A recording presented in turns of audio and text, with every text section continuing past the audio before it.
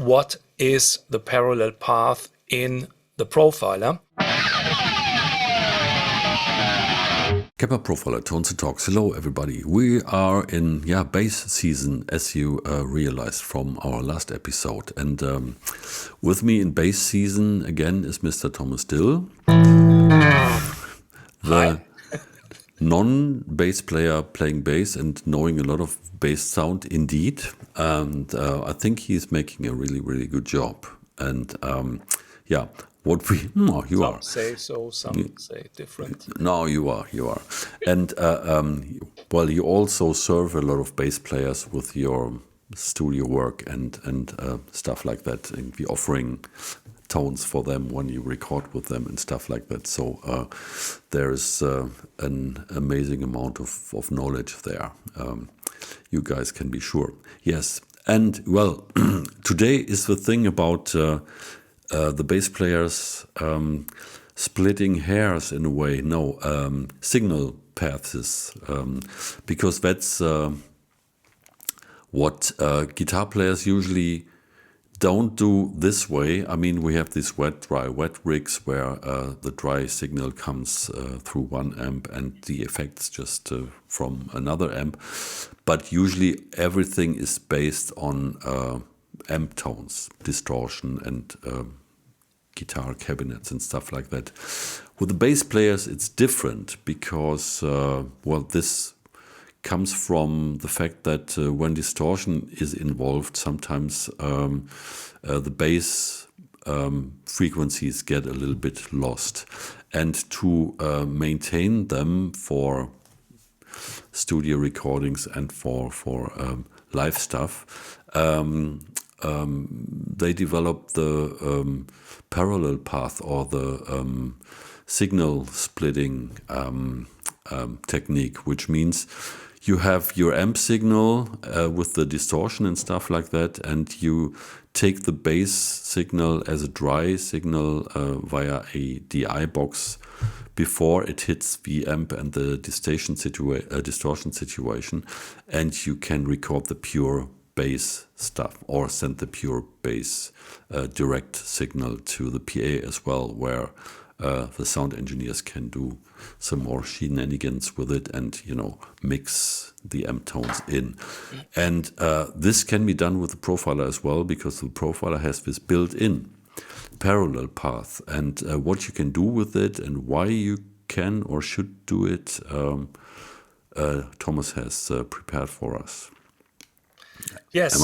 Am I correct? That's absolutely true. There are different concepts that you can do when using the parallel path. But first of all, I'd like to explain what is the parallel path in the profiler. And here we go. And this is the picture. So when we're using parallel path, this is a guitar, but we use the bass. And then the signal will be splitted at the input into two chains. First chain is module A and B, and this is routed to the output. And then second signal path is module CD, the amp, then X, mod, delay, reverb, and also routed to the output. So what can we do with that? So this is something that is, I think, mostly used by bass players. The guitar players don't use that much. Sometimes I did some programming with the parallel path, but it's not that common to use it with a guitar player or with a guitar. So the first concept is to have a no effects DI signal. So we have that's what many people do. We only want to have the dry bass, analog bass, or something like that. So that means the first two effect modules are empty. This is our DI signal here. And then the amp and effect signal has, let's say, a distorted or a dirty sounding amp with a little bit of compressor. So this is the first concept. Second concept can be octaver and compressor on my DI signal. So that means I have yeah, a dry octave sound, not distorted, so the lower frequencies are really clear and precise. And we have here our amp and effects modules. No effects are used here, but maybe an overdriven amp sound. And now we can combine that. Next thing is using two different EQs. So that means I have on my DI signal, for example, a low boost. So we can boost the low end for the direct signal, for the more precise signal.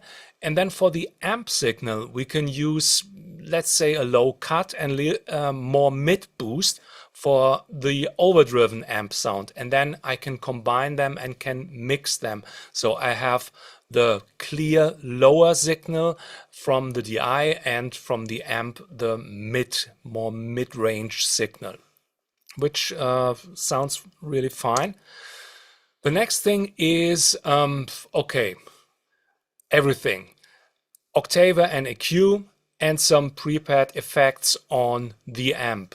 Maybe an octava for the amp too, or using the octava on the amp and don't use the on the DI signal.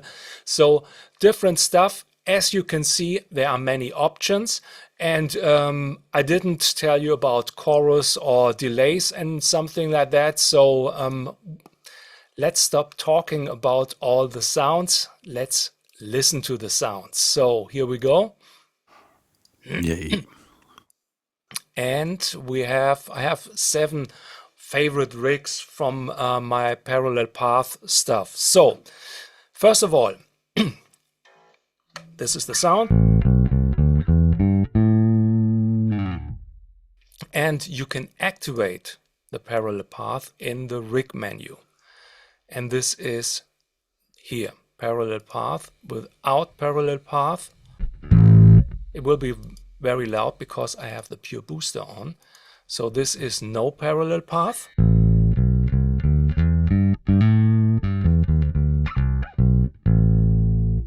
And then using the parallel path with the mix on the left side means only those 2 modules. So booster is turned on just to boost the volume. No other things, just a linear boost of volume.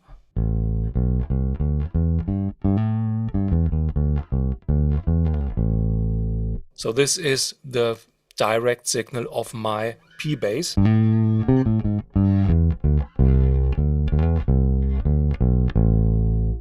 And then you can hear on the right side at maximum, now this is turned off and you hear this signal chain. So just only the amp.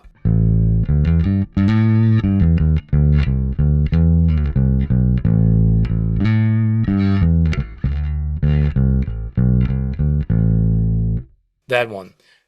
If you mix it,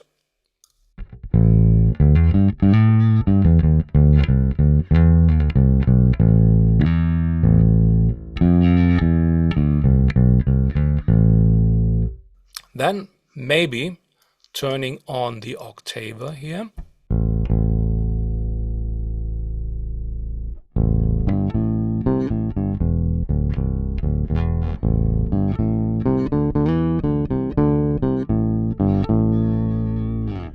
That one, and then mix that. So as you could hear, it's only the DI signal. Now it's mixed with the amp signal.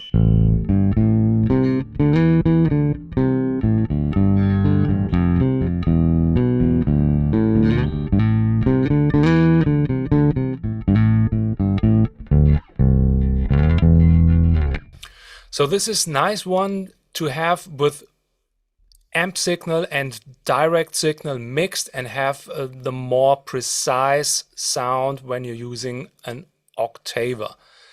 Next concept. Chorus and reverb on my DI signal.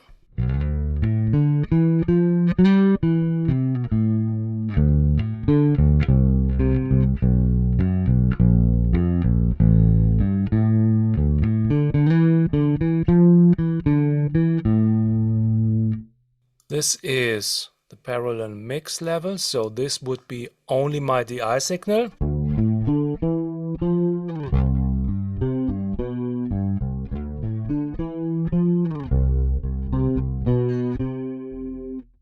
Only the amp signal.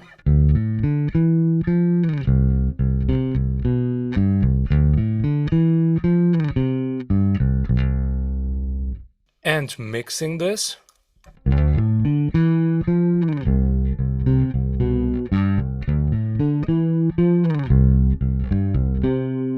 So you have the benefit that you have this nice vibe from the amp tone and having the chorus on only the DI signal, so it's yes, not that intense. And if you like to have some reverb for ballad reverb, then use that one.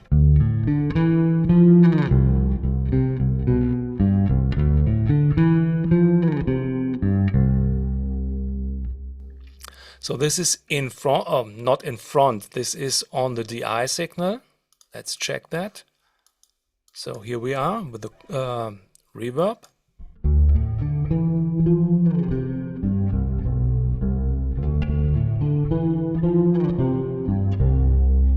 So the bass is really in the room and lots of reverb. So, but with this parallel path mix, you can, yeah, tame the reverb and having the amp sound mixed or blend in.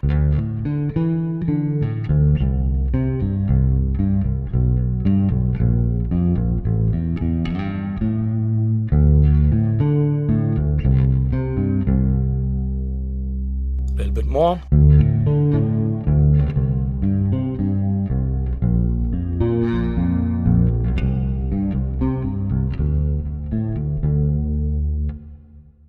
Sounds fine. One concept, but maybe if you like to have the chorus in stereo, then do the different one. So we have the chorus and the natural reverb here with the amp, and having an octaver and the pure booster in front with the DI signal. So let's hear, this is the sound.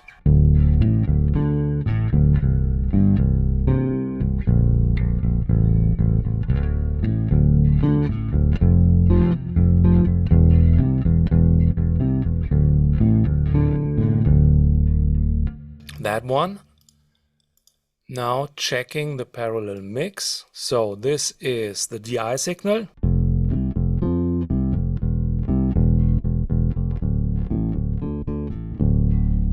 Then we have our chorus and reverb signal.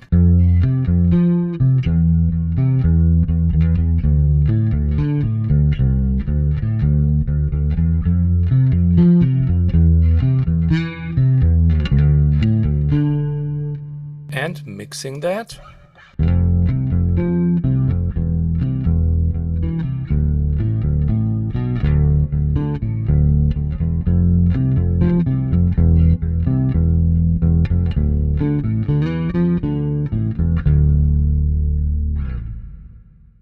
As you like. This is the mix level, sometimes more octaver, or maybe if the octaver, the mix level is really high, because I know I will blend that with the amp signal, so you can get a higher octaver sound, higher mix level, as in the last episode where I had my soft octaver and the medium octaver turned to about 30 and minus 13 or something like that. So next one is using the direct signal with an amp.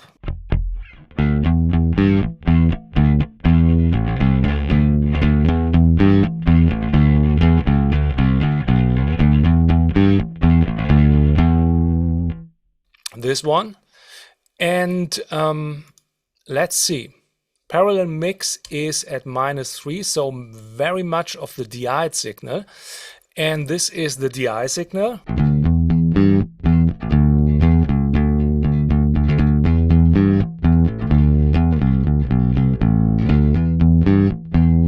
A little bit of EQ. Let's see. So this is the one with the boosted low end. As you can hear, without the EQ.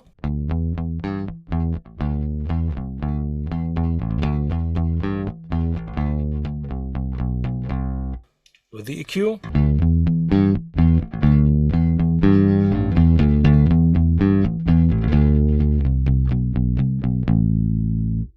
So that one, and then on the other side, the amp signal.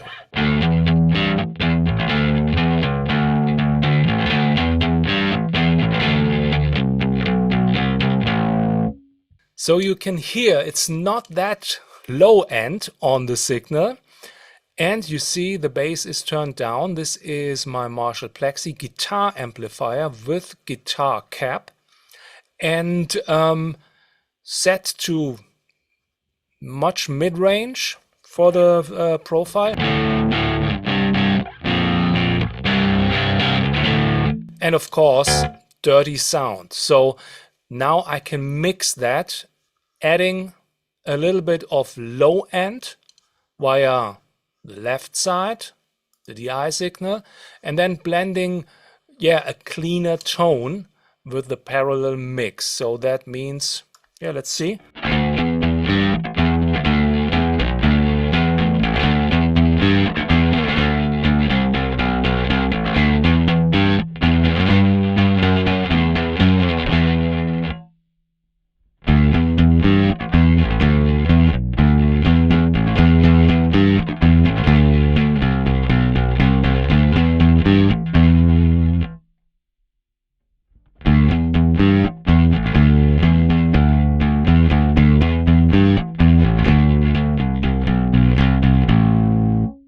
So my favorite is more dirty, but now we have less low, and so here.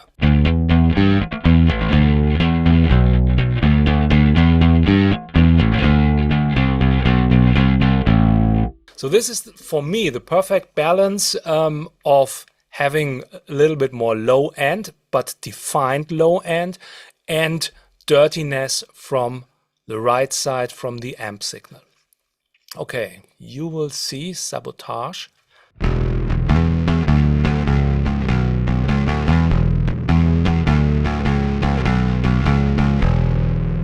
That one.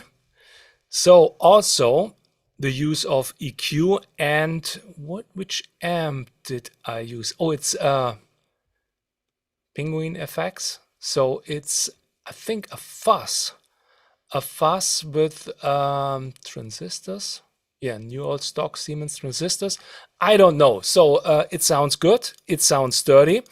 So let's listen to only the amp signal with the octaver.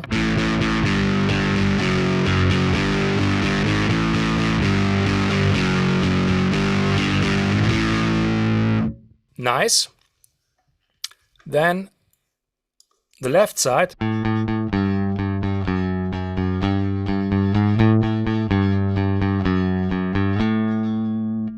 Very clean.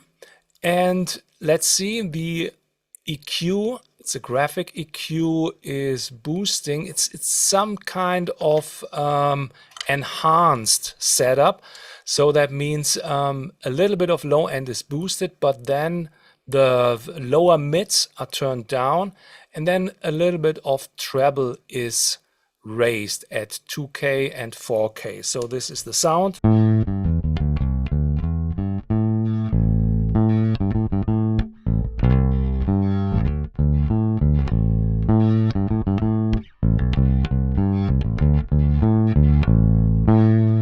And then blending in the royal dirtiness.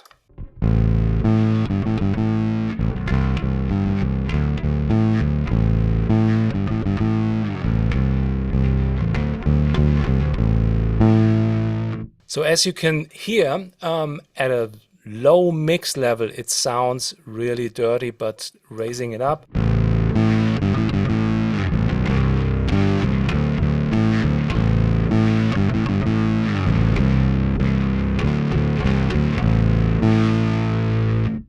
Again, much.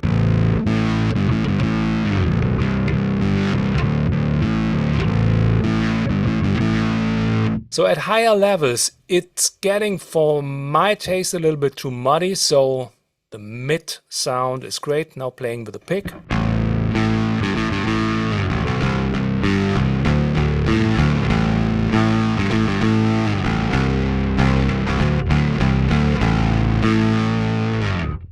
Nice, dirty, but also very defined. So next one is a Sun amp 300.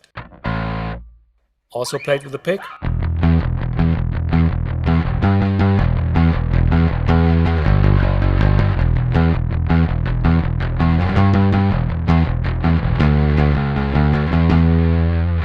That one. So we have two EQs here. Let's see. The first one is the low-end booster at 125, 200 and 500 is a little bit of boost, and then also at 8K for a little bit of high gain. As you can see, the volume here is raised up because I'd like to have a little bit more volume on my DI signal, because the DI signal, it's a direct bass signal that doesn't have that much volume. Sometimes you need to have a little bit more volume when you want to go with the parallel path mix to the right side, or a little bit more. But anyways, if you have problems to check the signals, so sometimes you need to go down in this area, then go up, and the level is not that loud, then just go up with the rig volume and level it out with all your other rigs. So this is the low end boost. And then the other one is the different one. It cuts the low end. You see it here at 63, 125, 220, 250.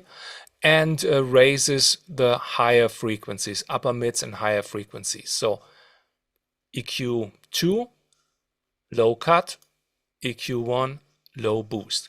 Now let's listen how it sounds like. So this is my first signal.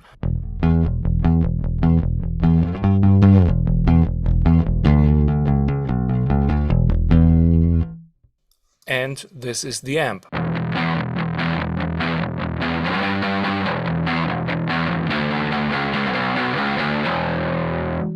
Without the EQ,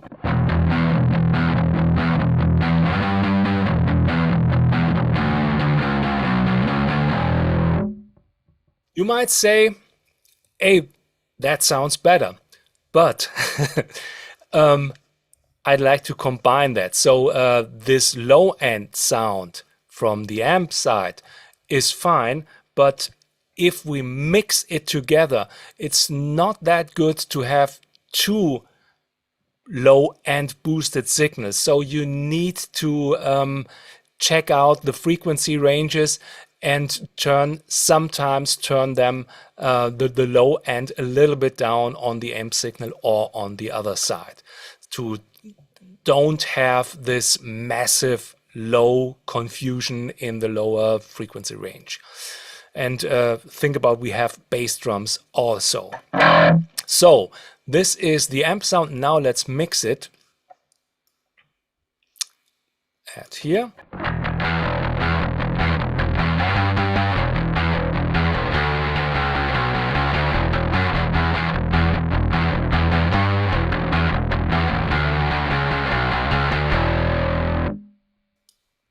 Going down.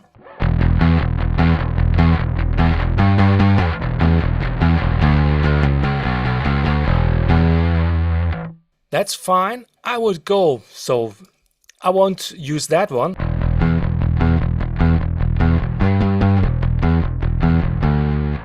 So I really like to have this dirtiness.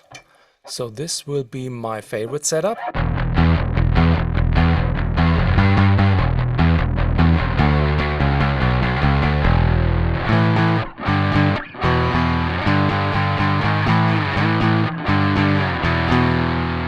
Now with the fingers.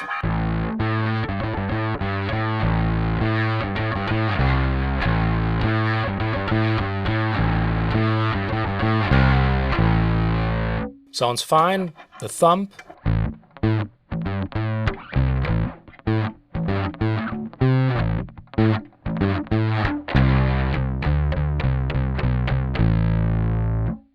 Okay, next one is called thunder. Let's see how it sounds like.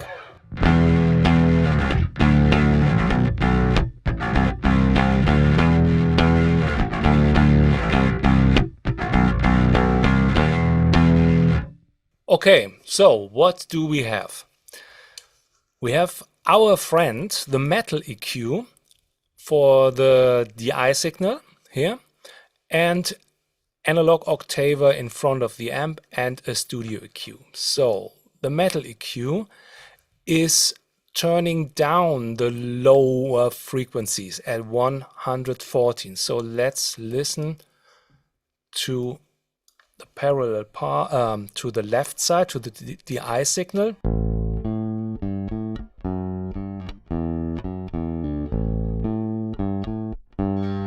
Without.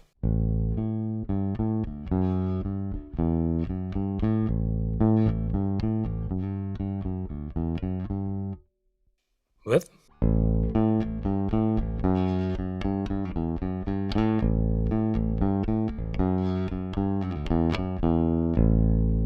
So you get a little bit, clarity in the lower range. It's more defined. So fine for the DI signal.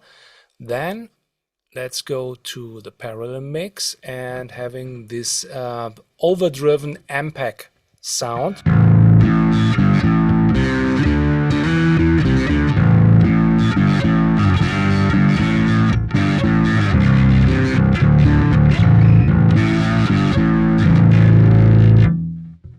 Thunder. Cool name for that one. So let's see. Turning off the analog octaver and the studio EQ. So this is the sound then.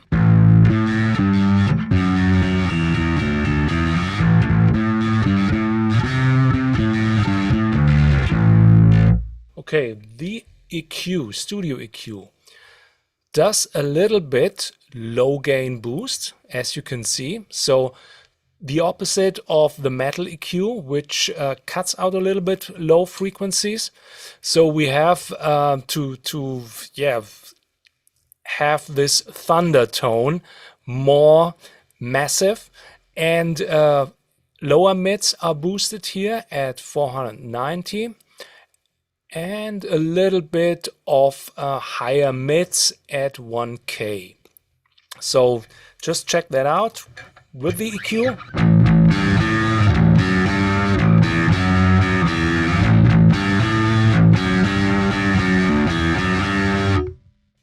Without.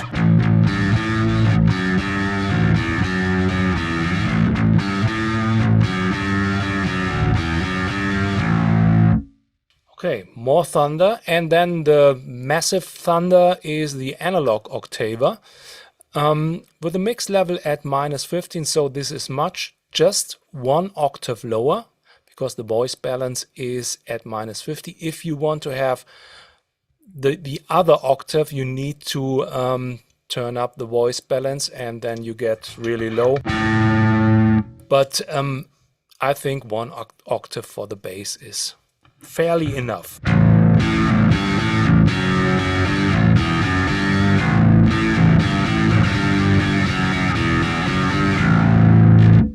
Fine. And then now let's blend that together. So we have this one on the one side and that on the other. And here we are in the middle.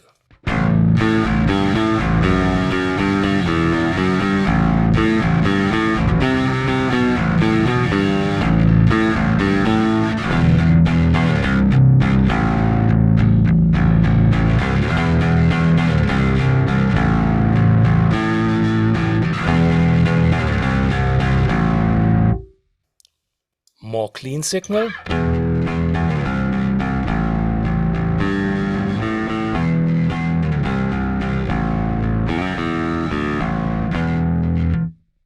I like to have it more overdriven.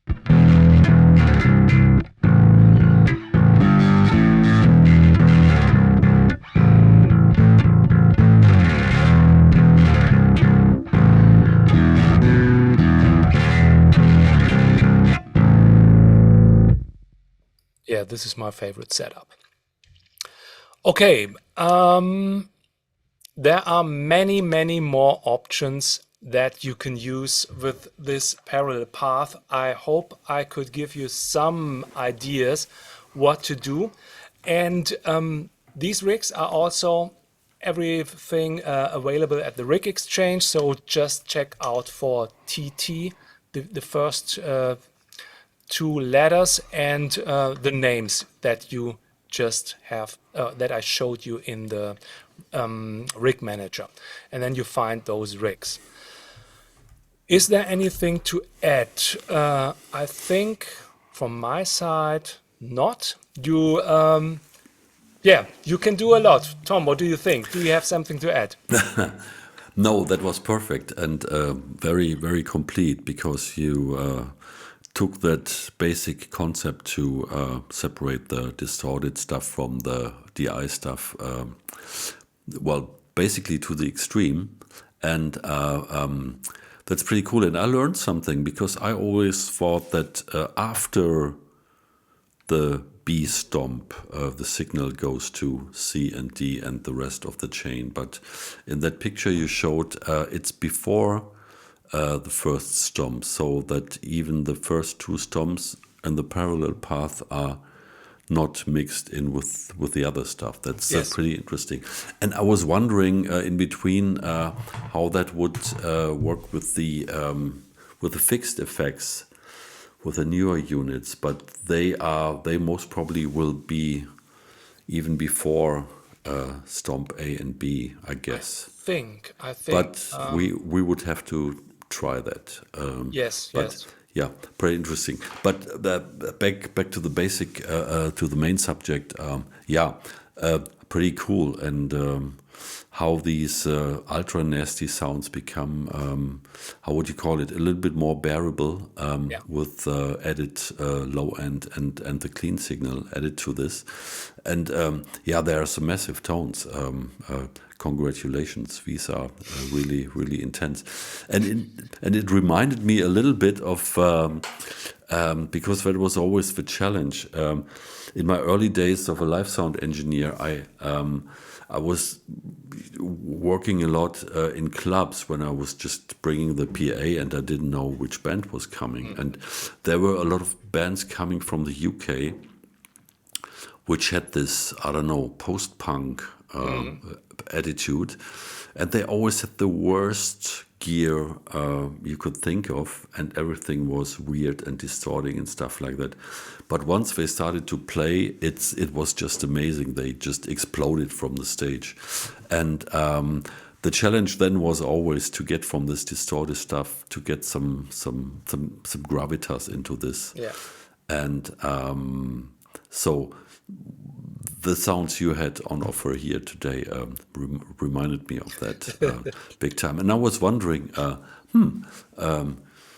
there bands who do this stuff anymore? Because now it's so cool and so controlled to have this absolutely crazy bass tones. And so I was wondering if you have... There are many, many indie bands who've used this distorted bass sounds, and listen to Muse, not indie band, yeah, very often distorted bass sounds. And that's I think true. in Right. the rock and pop genre, it's not in funk and soul. And hip hop maybe. You have clean bass and everything nice, but in punk, rock, even in popular country songs, you have sometimes a little bit of dirty bass. Let's say dirty bass. And what I found out, that leads us to the next episode. Those bass amps were, yeah, configured to sound clean. They don't have that really great overdrive sound. So that what we guitar players use. So oh yeah, take the Marshall, it sounds great. So a Marshall with a bass is fantastic for overdrive sounds. I really don't like this overdriven Ampeg sound. And to get more overdrive sounds, you need to kick in a distortion pedal or an overdrive pedal or something else, or a fuzz pedal, of course. And this is something what we do next time. So using the drive modules. I didn't use those drive modules before in my basic rigs, and also now with the parallel path. And next time we are going a little bit more weird with overdrive and fuzz pedals and some special things. Cool, very cool. Looking forward to this. And again, this is really inspiring. And try this at home. Let us know if you want to know more special things for bass tones with the Kemper Profiler. And yeah, looking forward to the next episode. Thank you, Thomas. Bye. Bye.